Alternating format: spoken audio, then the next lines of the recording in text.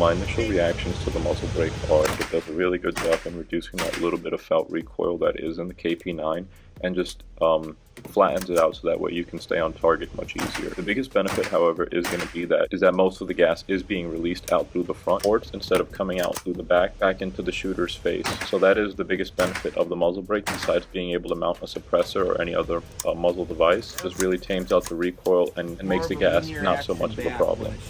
Can you say that again?